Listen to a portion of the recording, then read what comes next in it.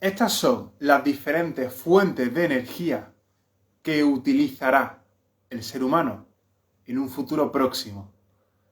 ¿Quieres saber realmente de lo que estoy hablando? ¿Cómo vamos a utilizar esas nuevas fuentes de energía? ¿Y cómo quizá tu descendiente, se aprovecharán de ella en el futuro? Bueno, pues quédate hasta el final de este vídeo. Antes de nada, si me estás viendo desde Facebook e Instagram, pulsa seguir y me gusta. Si por el contrario me estás viendo desde YouTube, pulsa suscribirse y activar la campanita con todas las notificaciones.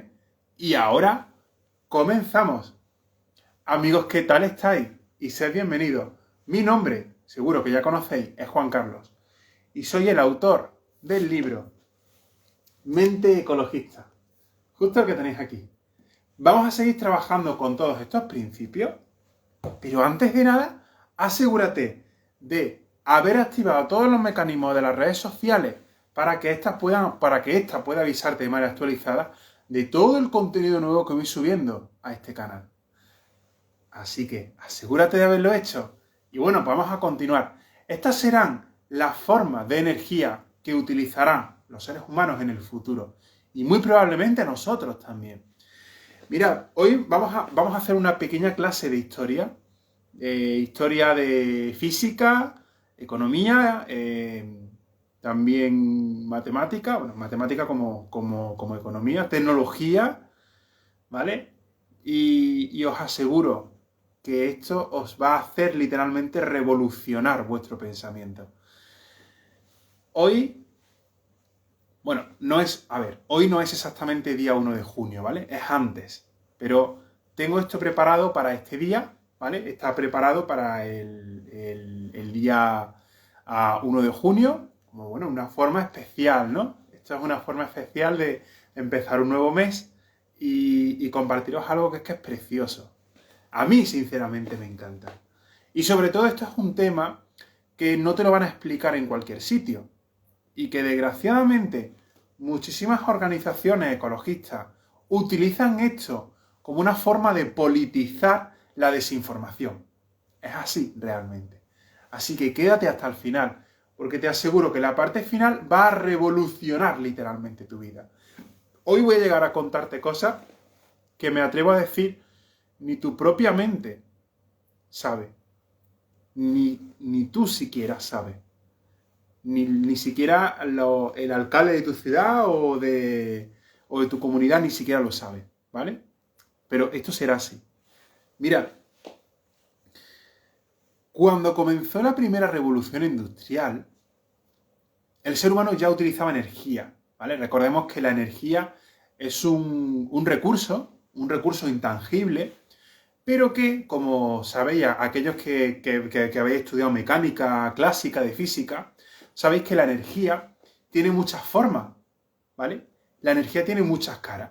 Puede ser energía mecánica, que se llama trabajo, puede ser energía térmica, se llama calor, puede ser energía eléctrica, puede ser energía nuclear, energía eólica, energía solar, energía radiante, ¿vale? Hay muchos tipos de energía, muchísimos. Y cada vez descubrimos nuevas formas. La masa, ¿vale? Que esto fue lo que dijo Einstein, la masa es otra forma distinta de energía, ¿vale? Son cada vez más las diferentes formas de energía que estamos descubriendo y que estamos utilizando a nuestro favor. Y desde siempre el ser humano ha utilizado la energía, ¿vale? Pero de una forma poco eficiente. Sin embargo, a partir de la primera revolución industrial, y aquí es donde estaba empezando toda esta historia, fue a partir de ahí, junto de la mano de la economía, donde empezó a explotarla de una forma mucho más eficiente y mucho más poderosa. El ser humano desde siempre ha utilizado la energía térmica, el calor, mediante el fuego. Y el fuego lo utilizaba para calentarse, para procesar alimentos, para defenderse, para quemar, por ejemplo, un bosque o para lo que fuera, para atacar. Pero fue a partir de la primera revolución industrial, el momento en el que el ser humano empezó a utilizar esta energía de una forma muy eficiente. Y esta forma era precisamente quemando carbón. Así fue como comenzó todo. En la primera revolución industrial no había coches, no había centrales eléctricas. O sea, la energía en forma de electricidad, aunque se conocía, no se dominaba. No, o sea, era algo que eran pues, pequeños experimentos científicos que estaban en un laboratorio y punto, ¿vale? Pero no se utilizaba realmente en masa. La primera revolución industrial lo que hizo fue perfeccionar el uso de la energía térmica. Empezamos a quemar carbón y empezamos a mover grandes trenes. Empezamos a construir las primeras grandes fábricas en el centro, que se construían en el centro de las ciudades, no sé si lo sabíais, ¿vale? Empezamos a construir, pues por ejemplo, ¿qué digo yo? Grandes chimeneas, grandes fábricas. Empezamos a aumentar la quema, la tala de bosque, el consumo intensivo de la leña, la explotación de las minas de carbón mineral, porque hay dos tipos de carbón. Está el carbón vegetal, que es la hulla, quiero recordar que se llamaba hulla, no me acuerdo, y luego está el carbón mineral, el que se saca de las minas, ¿vale? Empezamos a utilizar esas máquinas de vapor para ayudarnos a extraer el carbón mineral de las minas. Empezar a alimentar, por ejemplo, los trenes de vapor, como ya hemos comentado, los primeros barcos de vapor, ¿vale? Esos primeros barcos que empezaban a hacer las líneas del transatlántico, que empezaron a conectar un punto con otro punto del planeta, ¿vale? Y un larguísimo etcétera. La energía predominante, aunque también era la energía mecánica, es decir, el trabajo tirado, por ejemplo, por burros, por bueyes, que tiraban de los carros, o las personas tiraban mecánicamente, ¿no? De los carros y tal. Aunque ese tipo de energía, la energía mecánica ya existía, también tenemos la energía térmica. Ese fue el primer punto en el que el ser humano empezó, o sea, en el que el ser humano perfeccionó esa energía térmica. Llegamos a la segunda revolución industrial, como un siglo más tarde aproximadamente, año 1900, ¿no? Si la primera fue en el 1800, nos situamos en la segunda, en el 1900. En este punto empiezan a aparecer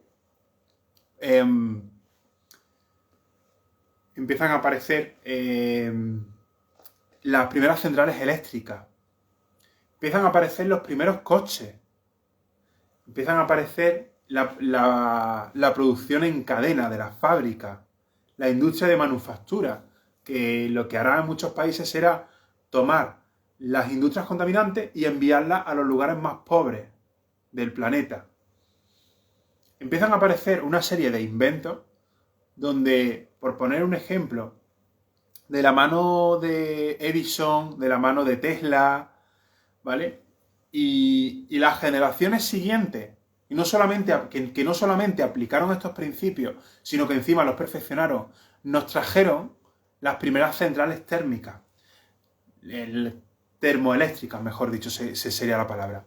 Porque, bueno, empezamos a quemar carbón y esta vez, pues por ejemplo, para centrales de carbón, es decir, centrales que quemamos carbón y empezamos a producir electricidad. Esas fueron las primeras formas en las que el ser humano comenzó a utilizar la energía eléctrica. Y aunque eran procesos altísimamente ineficientes, eran los primeros pasos. No todo el mundo, evidentemente, en aquella época podía permitirse una lámpara, una bombilla. O sea, eso en aquella época, eso era algo impensable. Bueno, impensable, quiero decir, económicamente, pues muy caro. Hoy en día, por ejemplo, pues comprarte ese tipo de bombilla es barato. De hecho, no sé si lo sabíais, por mantener una alta eficiencia energética en los circuitos eléctricos, el gobierno prohibió la compra-venta de las bombillas incandescentes. Y aunque hay muchas cosas que yo critico del gobierno, esto es lo mejor que ha podido hacer. Sinceramente es lo mejor. Estás quitando del mercado productos que consumen muchísima electricidad y que te dan muy poco rendimiento. te dan muy poca energía. Energía lumínica en este caso, ¿vale? Te dan muy poquita. Entonces, oye, pues está muy bien, sinceramente. Gracias a esa revolución industrial aparecieron los primeros coches, aparecieron las primeras centrales térmicas, unas centrales de carbón que se transformaban en electricidad, centrales de petróleo, y ahí empezó la industria del petróleo. Centrales de petróleo que utilizaban dicho petróleo para también para generar electricidad. También se utilizaba para el transporte. Los primeros coches que sacaron eran coches eléctricos. No sé si lo sabíais. ¿Sabíais esto? ¿Sí, no? Bueno, me lo podéis compartir aquí abajo en los comentarios. Los primeros coches, ¿no? Eran coches eléctricos. Pero como las ciudades empezaron a crecer a lo ancho, resulta que estos coches eran muy ineficientes. Entonces, utilizaron los coches térmicos, no porque los Illuminati o porque los reptilianos, que yo sé que eso está de moda en las redes sociales, ¿vale? En las redes sociales eso está de moda contar esas cosas, pero no es por eso realmente, no. Realmente era porque los coches eléctricos eran ineficientes, los coches térmicos tampoco es que fueran muy eficientes, pero había grandes depósitos de combustible por todo el planeta, ¿no? Y de hecho, comprar un litro de gasolina o, bueno, no sé exactamente qué era lo que utilizaban, hace 100 años, era muchísimo más barato que en pleno año 2000, hacia adelante. Parece increíble esto, ¿no? Pero es real. O sea, esto es historia, realmente. Poco a poco, las ciudades se fueron electrificando, ¿vale? Empezaron a consumir nuevas fuentes de energía. Pero sí que es cierto que, bueno, que el motor económico principal del siglo XX y que todavía tenemos herencia de él en pleno siglo XXI, fue el petróleo. Es el petróleo, mejor dicho, ¿vale? También grandes producciones como, por ejemplo, la producción en masa, que gracias a eso nos permitió abaratar los costes.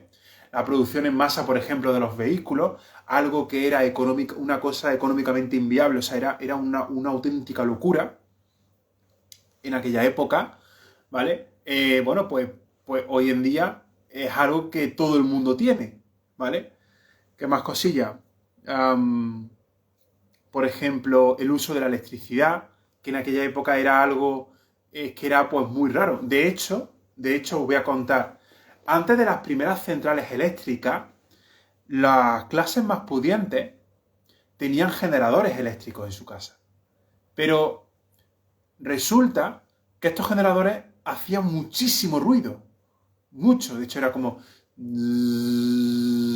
todo el día, 24 horas. Y solo para encender una bombilla. O sea, fijaos qué nivel de ineficiencia era eso. Un pedazo generador solo para una simple bombilla. Hoy en día, evidentemente, esa tecnología, tenemos generadores más pequeños que alimentan máquinas muchísimo más grandes. O sea, hoy en día los generadores son muchísimo más eficientes, ¿vale? Entonces, cuenta la historia que de la mano de Edison y de Tesla, ya no sé si fue o por junto o por separado, ya no lo sé, se le ocurrió la grandiosa idea de de construir centrales eléctricas muy alejadas de las ciudades y poder transportarlas. ¿Qué pasó? Bueno, pues lo que pasó era que cuando tú tienes un generador en tu casa, tienes algo chiquitito, eso, en particular, puede generar una parte de esa energía que tú necesitas en casa. Pero ese transporte va a ser por corriente continua, es decir, una corriente que va y que luego viene. Pero cuando empezaron a construir las primeras centrales eléctricas, y que de hecho la primera central eléctrica fue una presa, no sé si lo sabíais, pero la primera central eléctrica fue una presa, gracias a eso, todas las ciudades empezaron a cablearse y empezó a trasladarse la corriente la electricidad empezó a trasladarse por corriente continua. Y resulta que la corriente continua en grandes distancias es súper ineficiente. hay unas pérdidas energéticas brutales. Y de hecho, no sé hasta qué punto, porque esto nunca lo he estudiado, pero hay algunas instalaciones en corriente continua que son económicamente inviables. O sea, que literalmente estás tirando el dinero. Literalmente lo estás haciendo. ¿Vale? Así que por esa razón se impuso la corriente alterna, que era uno de los inventos de Tesla. La corriente alterna se diferencia de la corriente continua en cómo viaja la energía a través de los electrones. Y es que en un circuito con corriente continua, los electrones circulan de un sentido para otro, ¿vale? Del punto de mayor energía potencial eléctrica, porque estamos hablando de electricidad, al punto de menor energía potencial eléctrica.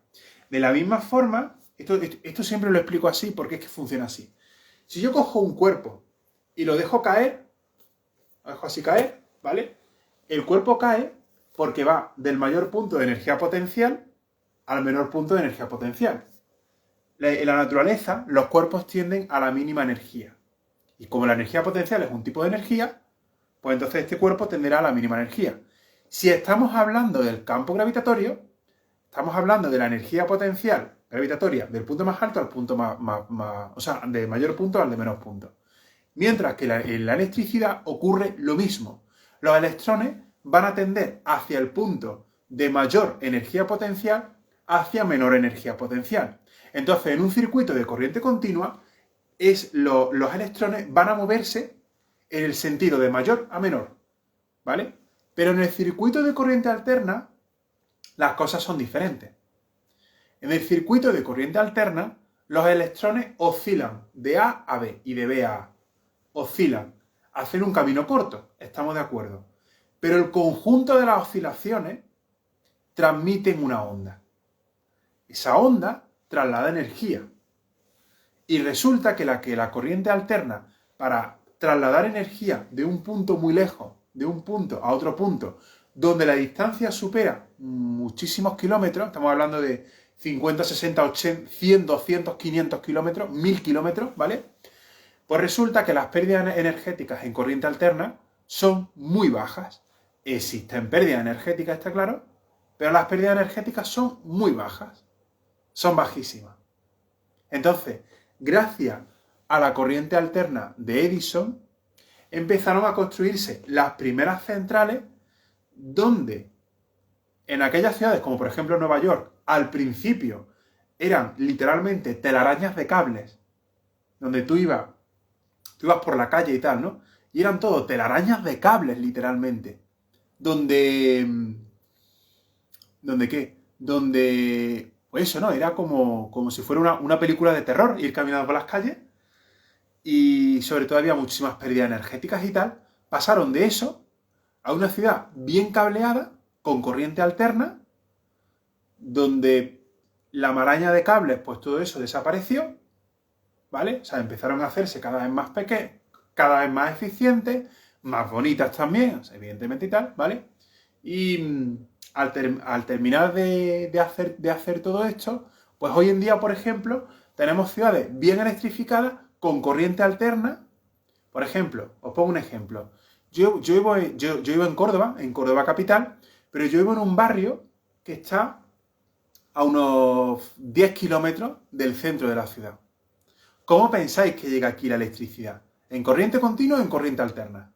Estamos hablando de 10 kilómetros más o menos. Me lo podéis dejar aquí debajo en los comentarios. Y la energía eléctrica, aquí a este barrio, llega en corriente alterna. Evidentemente que llega en corriente alterna, porque si fuera en corriente continua, o sea, tendríamos una cantidad de pérdida energética acojonantes.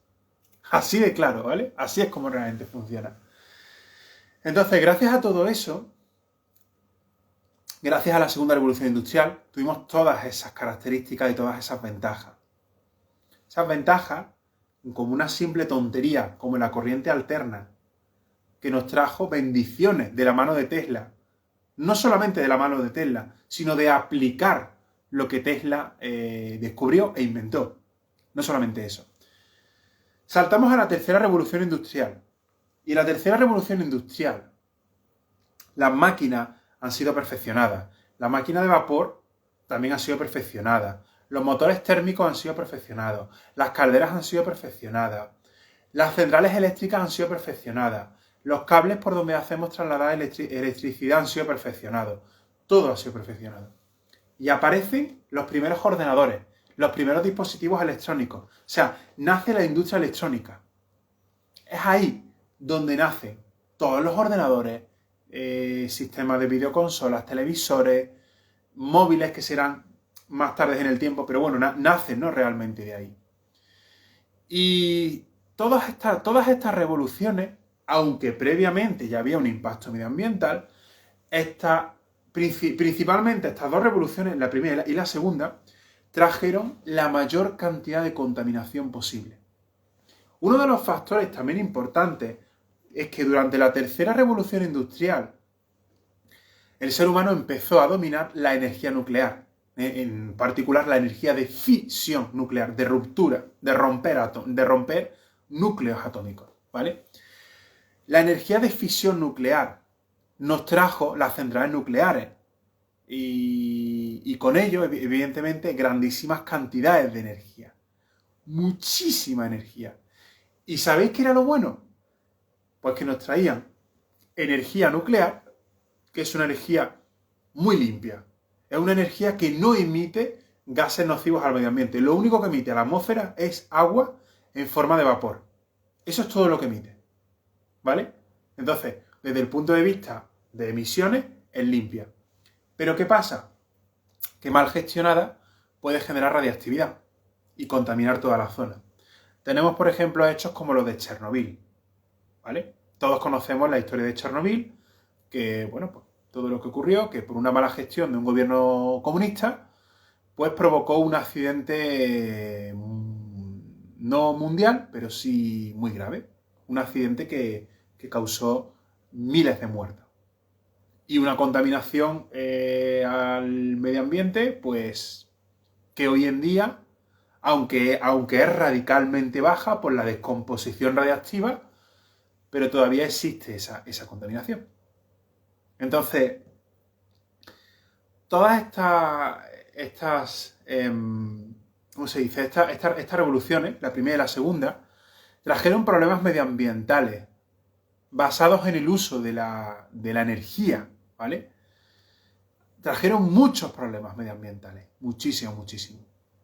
Y aunque la energía nuclear inicialmente fue una solución para paliar todos estos problemas, luego con el paso del tiempo el ser humano se dio cuenta de que aún no está preparado, de que la energía de fisión nuclear aún no está 100% dominada, ¿vale?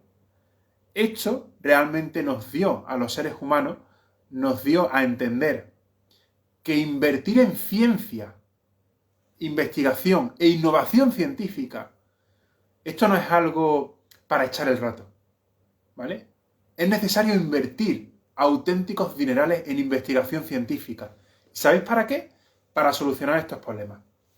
Ahora viene la cuarta revolución industrial. Y lo que va a traer la cuarta revolución industrial, literalmente, nos va a hacer estallar la cabeza. Y lo que trae es lo siguiente. Pero antes de nada, ¿te está gustando todo este contenido? ¿Te gustaría aprender a profundizar sobre cómo puedes reducir tu impacto medioambiental con todos estos asuntos? Bueno, pues como estás observando, cada día te estoy ofreciendo bastante contenido de la máxima calidad posible. Así que, por esa razón, ¿puedo pedirte un favor? Por favor, suscríbete y activa la campanita con todas las notificaciones, ya que es la única vía que tiene el algoritmo de YouTube de avisarte de forma actualizada de todo el contenido nuevo que voy subiendo a este canal. Asegúrate de haberlo hecho. Y ahora sí, pues continuamos. La cuarta revolución industrial va a traer muchas ventajas tecnológicas. Muchísimas. Y una de ellas es justamente la sanación del medio ambiente. Este es el sector al que yo me dedico dentro de la ciencia, ¿vale? Dentro de la física. Yo me dedico a la física medioambiental. ¿Y qué ventajas, no, va a traer realmente? ¿Y por qué no te van a contar esto? Mirad, fue a partir de los 80, 90, donde todas esas tecnologías que las organizaciones, o sea, los grandes estados, tanto de Estados Unidos como de la antigua Unión Soviética, empezaron a utilizar para la exploración espacial. Y empezaron a utilizar, por ejemplo, placas fotovoltaicas como forma de generar electricidad, en fin, este tipo de formas de generación de energía que resultaron muy interesantes para la industria aeroespacial de aquella época y que ahora, podríamos empezar, de hecho vamos a empezar a utilizar en masa aquí en la Tierra. ¿Vale? Los problemas generados por esas formas de obtención de energía, estamos hablando de las centrales térmicas, centrales de petróleo y las centrales nucleares que generan bien contaminación atmosférica o bien contaminación radiactiva. Todo este tipo de contaminación, el ser humano está luchando por conseguir una fuente totalmente limpia, barata y abundante en el universo. ¿Y sabéis qué? El ser humano la ha descubierto, o al menos está a puntito de descubrirlo. Cuando escuchamos hablar de reactores de fusión nuclear, la simple palabra nuclear nos da a entender que son lo mismo que las centrales nucleares. Y esto no tiene nada que ver. De hecho, son dos procesos completamente antónimos. Las centrales nucleares son centrales donde rompemos átomos para hacerlos más pequeños. Y de esa ruptura, eso es lo que se llama la fisión nuclear, obtenemos energía. Pero existe un proceso distinto, se llama fusión nuclear. La fusión nuclear es justamente el proceso contrario al de la fisión nuclear. Está basado en unir en lugar de romper átomos y hacerlos más pesados. Y en esa transformación, tal y como dicta la ecuación de Einstein, E igual a mc al cuadrado, en particular delta m, esa delta m es una variación, ¿vale? Una variación de masa. Esa variación es como del punto más alto de energía potencial al punto más bajo, pues eso se llama un delta o una variación, ¿vale? Por la velocidad de la luz al cuadrado. ¿Y qué venía a decir Einstein?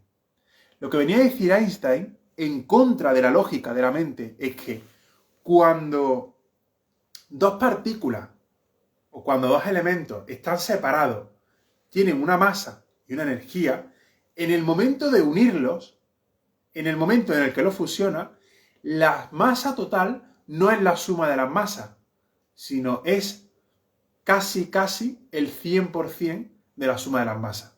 Es un poquito por debajo. Y ese poquito por debajo se desprende. ¿Y en qué se desprende? Se desprende en forma de energía.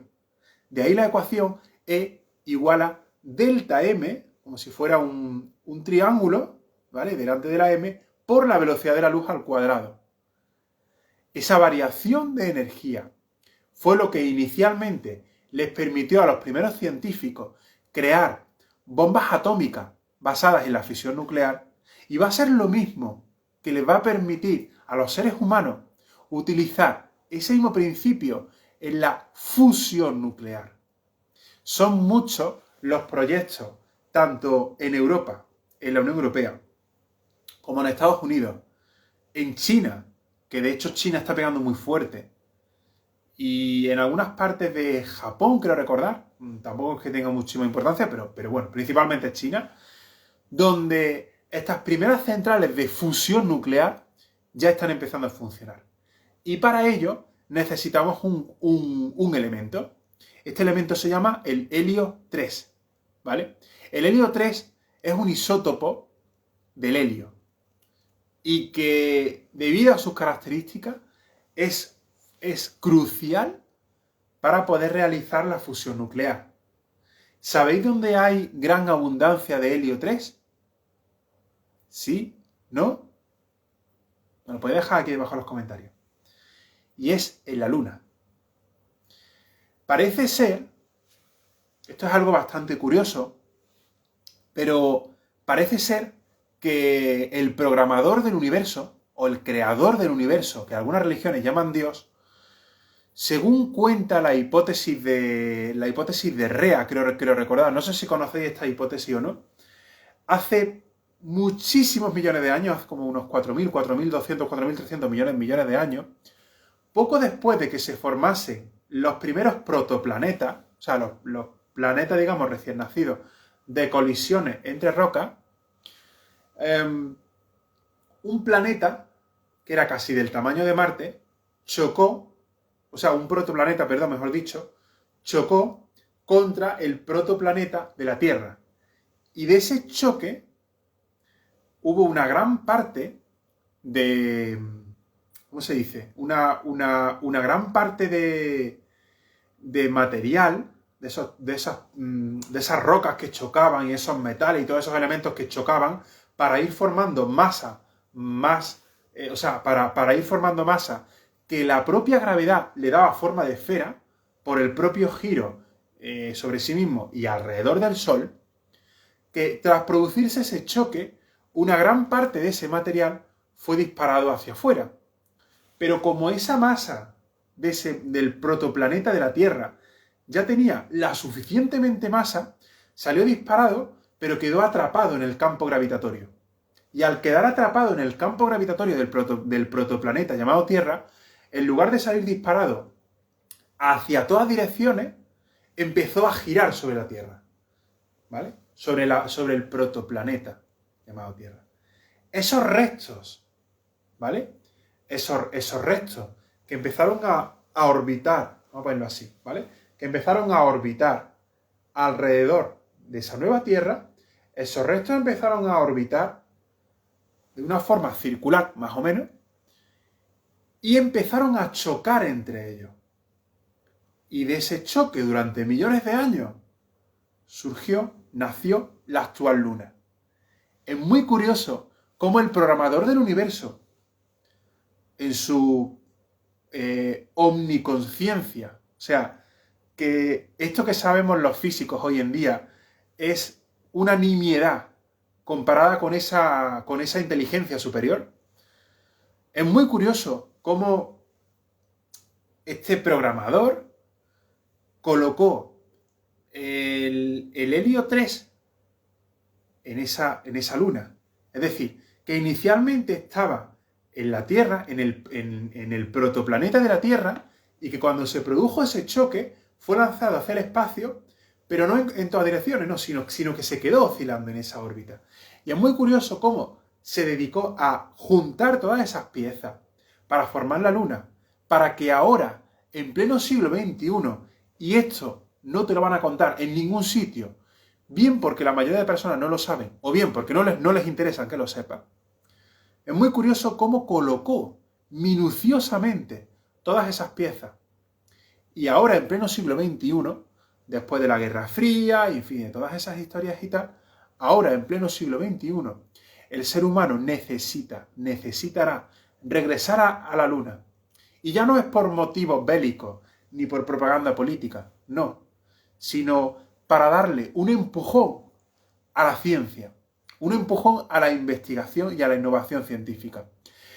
Puede que, oye, sí, vamos a necesitar, puede no, vamos a necesitar energía, y sobre todo energía eléctrica.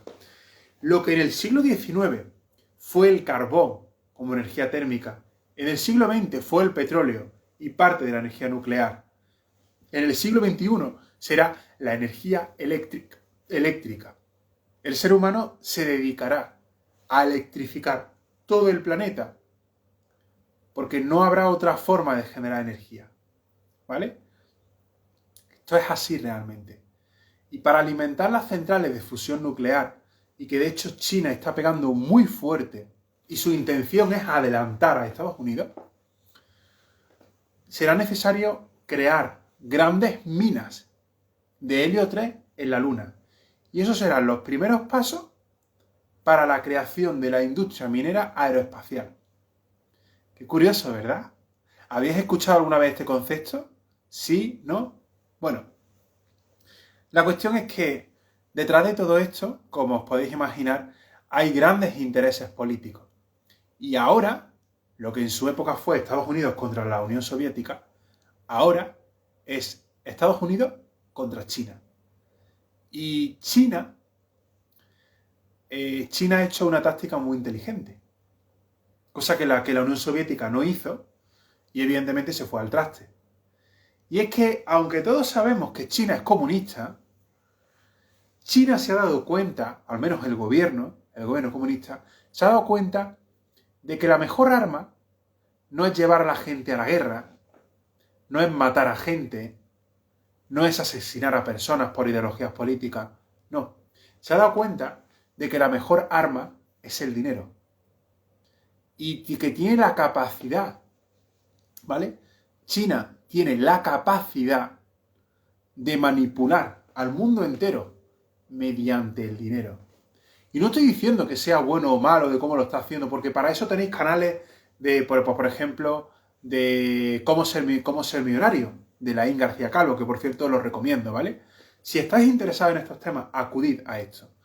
Pero aquí estamos hablando de las consecuencias científicas, o sea, de las consecuencias científicas de toda esa estrategia política.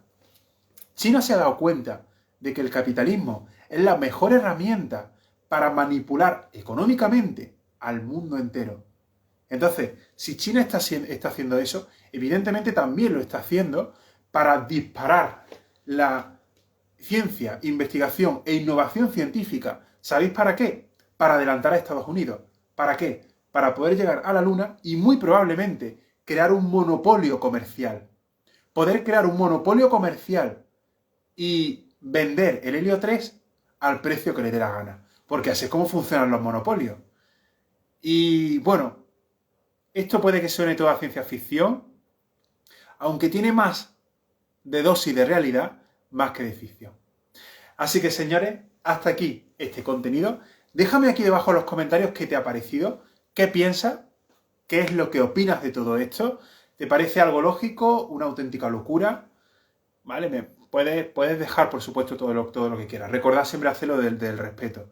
Aunque también os digo, cada vez son más las evidencias científicas que están demostrando que esto va a acabar por aquí. ¿Vale? Esto va a acabar justamente por estos caminos. Pues nada más, señores, que muchas gracias a todos vosotros. Mando un enormísimo abrazo. Y como siempre digo, si me estáis viendo desde Facebook e Instagram, pulsar seguir y me gusta. Y si por el contrario me estáis viendo desde YouTube, pulsar suscribirse y activar la campanita con todas las notificaciones. Además de todas esas cosas. Recordad que el asunto del medio ambiente, esto es un asunto de toda la humanidad. Esto no es de 1, de 5, de 10, no. Esto es de toda la humanidad. Por esa razón, decidí sacar Mente Ecologista. Y aunque no los creáis, estos temas son tan interesantes que incluso afectan al medio ambiente. ¿Por qué creéis que los chinos están empujando a esto? Porque saben que la fusión nuclear va a quitar de un solo plumazo todos los problemas generados por la contaminación atmosférica de las centrales térmicas, de los coches y gran parte de las instalaciones, por ejemplo, de calefacción y de agua caliente sanitaria, donde en la mayoría de los casos son centrales, o sea, son centrales que se alimentan de la energía térmica, es decir, quemando combustible. China es muy consciente de este problema y por esa razón está dando muy fuerte. Y aunque no los creáis, tenemos reservas para como mínimo 10.000 años allá arriba en la Luna. Así que esto será una cuestión de tira y afloja. A ver quién es el más eficiente gestionando el helio 3, aquello que está allá arriba, sobre nuestras cabezas o, bueno, depende de dónde se encuentre la Luna. Así que nada más, señores, muchísimas gracias a todos vosotros. Os mando un fuerte y un enormísimo abrazo desde aquí. Si todavía no habéis adquirido Mente Ecologista, os voy a dejar aquí debajo un enlace para que podáis adquirir la saga, ¿vale? El proceso es muy sencillo. Tenéis que pulsar, ¿vale? Tenéis que seguir todos los pasos y una vez que lo hayáis hecho, yo me encargo personalmente de enviaros Mente Ecologista a la mismísima puerta de vuestra casa. Como estáis observando, todo son ventajas, todo. Fácil, sencillo y cómodo, tan cómodo. Incluso lo puedes hacer desde tu propia casa. Así que si todavía no lo has hecho, ya sabes. Aparte de eso, también recordad que tenéis que estudiar, aprender y aplicar esos principios para aplicar el conocimiento. También tenemos que ser prácticos, aparte de teóricos. Y Pues que nada más, señores, que os mando un fuerte abrazo. Cuidaos mucho, como siempre os digo, y cuidad el bioma al que pertenecéis. Me da igual si es natural o artificial. Por favor, compartid todo este contenido a través de las redes sociales, porque esto es historia. Esto es verdadera historia. Y actualmente estamos viendo historia, ¿vale? Esto es algo que pasó, que está pasando y que pasará. Porque una de las cosas que va a conseguir el ser humano va a ser sustituir todos los sistemas de emisión de gases para procesos que no sean térmicos por procesos puramente eléctricos. Y como la demanda de electricidad se va a disparar, como el consumo de la electricidad va a crecer en el siglo XXI y en el siglo XXII, porque forma parte de la propia evolución, como esto va a ocurrir realmente, pues dejadme deciros una cosa. Dejadme deciros que el futuro será eléctrico, limpio, y me atrevo a decir que renovable. Eso es completamente seguro.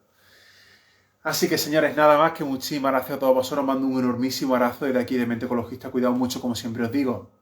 Y nos vemos en el próximo contenido. Adiós.